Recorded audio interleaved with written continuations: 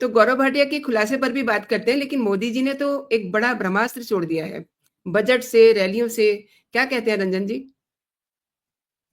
जी मतलब रविवार को ही नरेंद्र मोदी जी ने जो सभा की उसमें उन्होंने मतलब जो केजरीवाल की संभावित हार थी उसको पक्का कर दिया है।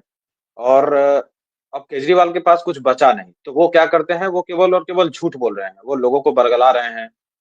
दूसरे शब्दों में कहें तो वो भड़का रहे हैं एक तरीके से। अब उन्होंने एक वीडियो जारी किया और लगातार वो एक बात कह रहे हैं कि झुग्गी झोपड़ी वालों का घर तोड़ दिया जाएगा। अब यहाँ समझने वाली बात वही है जो बात यमुना में जहर मिलाने वाली बात थी कि भाई अगर यमुना में जहर मिलेगा तो उससे क्या बीजेपी के वोटर्स प्रभावित नहीं होंगे? एक बात। दूसरी बात, यदि झुग्गी झोपड़ी वालों के घर टूटेंगे, किसी को अगर बेघर कर दिया जाएगा, तो तो क्या होगा? मतलब उसमें बीजेपी के वोटर्स नहीं है क्या? मतलब ये आम आदमी पार्टी गारंटेड है कि सारे झुग्गी झोपड़ी वाले उसी के वोटर हैं।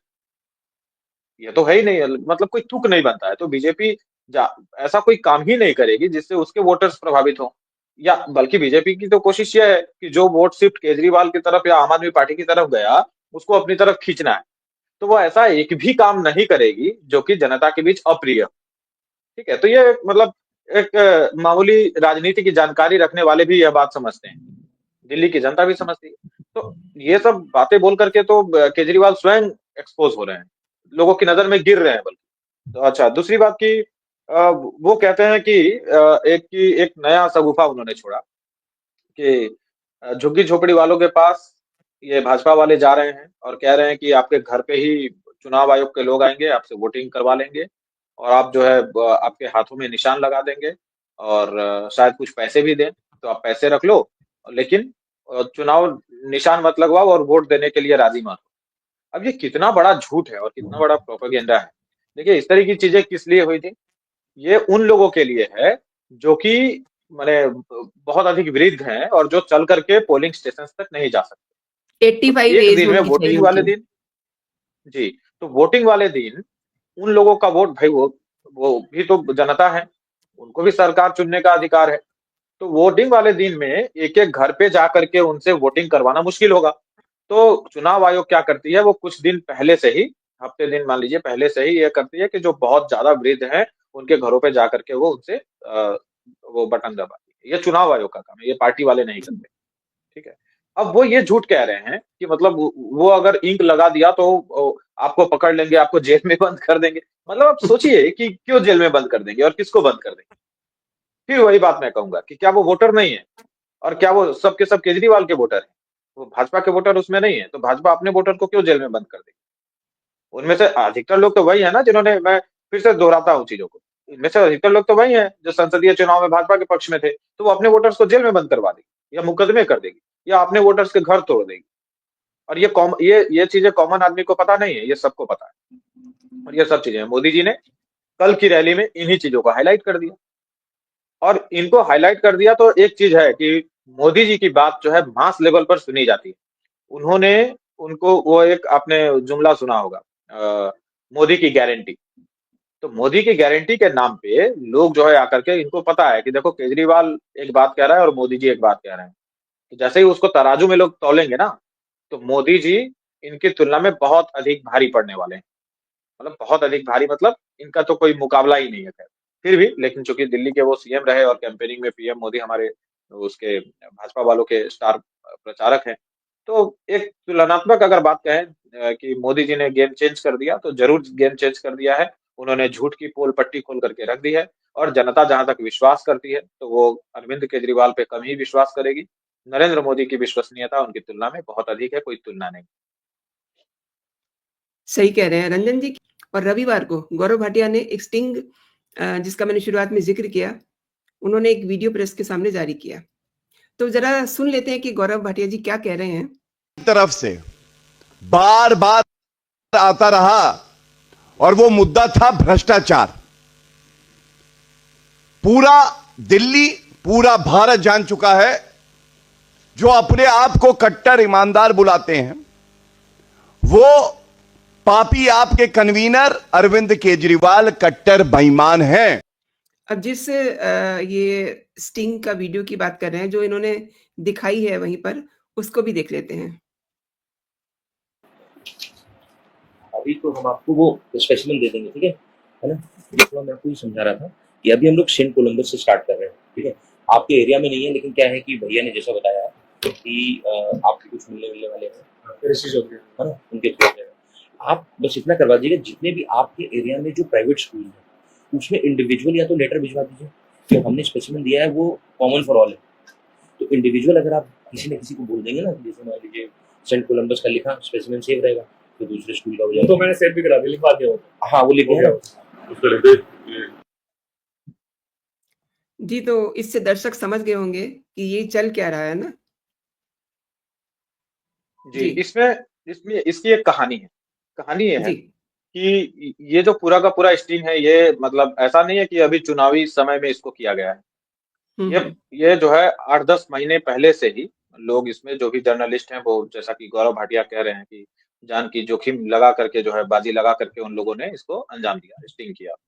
और अब स्टिंग है तो इसमें कोई दो राय नहीं कि इसकी जांच होगी, सब कुछ होगा और उसके बाद पूरी डिटेलिंग इसके सामने में आएगी। लेकिन दर्शकों को समझने के लिए कि आखिर अभी क्या समझा जाए कि गौरव भाटिया किस उसकी बात कर रहे हैं, किस भ्रष्टाचार की बात कर रहे हैं, या मतलब आम आदमी पार्टी के लोगों को अगर बीजेपी घेर रही है तो क्यों घेर रही है। तो मोटा-मोटी जो अनुमान है, जो कहानी है, मैं वो दर्शकों को अपनी तरफ से जितना मैं समझ सका हूँ वो समझाने की कोशिश करता हूँ। जी, देखिए, ज़रूर। दिल्ली के जो अरविंद केजरीवाल आम आदमी पार्टी जो रही शासन करने में, तो इनको ये दिखाना था कि दिल्ली का शिक्षा मॉडल जो है वो पूरे भारत में सबसे टॉप पर। तो उन्होंने इसके लिए ये किया कि आधुनिक शिक्षा के नाम पर बच्चों के लिए इन्होंने कुछ कोर्स पढ़ाने के लिए लॉन्च किए। जैसे उसमें था बच्चों को एआई शिक्षा देना, कोडिंग, मशीन लर्निंग और रोबोटिक्स की जो गतिविधियां हैं उसके बारे में बच्चों को शुरुआत से ही मतलब उसकी शिक्षा दी। सोच बड़ी जी, अच्छी, जी। सुनने में बहुत अच्छा लगता है कि हाँ भाई, ये तो खैर होना चाहिए, इसमें कोई नकारात्मक बात नहीं है। सोच की तारीफ होनी चाहिए, वो हम कर रहे हैं। लेकिन इसके पीछे जो लालच है, उसकी बुराई होनी चाहिए और उसका खुलासा अब जाकर के हुआ है। लालच यह है कि इंटेंशन है बच्चों को इस तरीके की शिक्षा देना, ठीक है? और इसमें केवल सरकारी नहीं, प्राइवेट स्कूलों को भी वो किया गया। देखिए, प्राइवेट स्कूल या संस्थान जो हैं, हम किसी का नाम नहीं ले रहे, लेकिन एक सच्चाई ये है कि वो पेरेंट्स से आज के समय में पैसा लूटने के सबसे बड़े उपक्रम हैं। मतलब उनके कोर्स हो गए, उनकी पढ़ाई हो गई, वो मतलब आम आदमी के लेवल से थोड़ा-सा ऊपर हट के है, जिनकी आमदनी ठीक-ठाक है, वही हिम्मत कर पाते हैं ऐसे स्कूलों में दाखिला देने की, और ये सब जी। लोग जानते हैं। तो इनका टारगेट रहा दिल्ली के वो प्राइवेट, महँगे प्राइवेट स्कूल। जब अब जो दर्शक पूरा स्टिंग देखेंगे तो उनको समझ में आएगा जो बातचीत है। तो उन्होंने उसको टारगेट किया, प्लस इनके हाथ में था दिल्ली का सरकारी स्कूल, जिसका कि ठेका लिया जाएगा। तो इसमें ये तय हुआ कि ये जो हाई-फाई कोर्सेज़ हैं, इसके नाम पे दिल्ली के सरकारी स्कूलों में इसको कराने के लिए जो संस्थाएँ हैं वो आवेदन कर सकती हैं कि भाई हम ये अमुक कोर्स करवाएँगे और हमारा चार्ज इतना रहेगा, ठीक है? यहाँ तक भी ठीक है। भ्रष्टाचार क्या है कि जब आप आवेदन मंगवा रहे हैं, इसका मतलब ये है कि सारी चीज़ें पारदर्शी हैं और आम लोगों को भी पता है कि भाई इतने सारे संस्थाओं ने आवेदन किया, उसमें से दिल्ली गवर्नमेंट के पास इतना सारा पहुँचा, उसमें से इतने सारे शॉर्ट लिस्ट हुए और इसमें से अमुक संस्था को आपको उसके लिए वो ठेका दे दिया जाएगा। पर रंजन जी, एक स्टिंग स्क्रीनशॉट भी में मैं दिखाना चाहूँगी दर्शकों को, जो हम ऑफ जी, जी, स्क्रीन हाँ। बात कर रहे थे। एक इंडिया टुडे का की ये रिपोर्ट है जी। जी, इसमें जो है ये है कि इंडिया टुडे की रिपोर्ट है दिसंबर 2024 की, जिसमें ये जी, आवेदन प्रक्रिया के बारे में मतलब कि पब्लिक में ये डोमेन में ये चीज़ें हैं।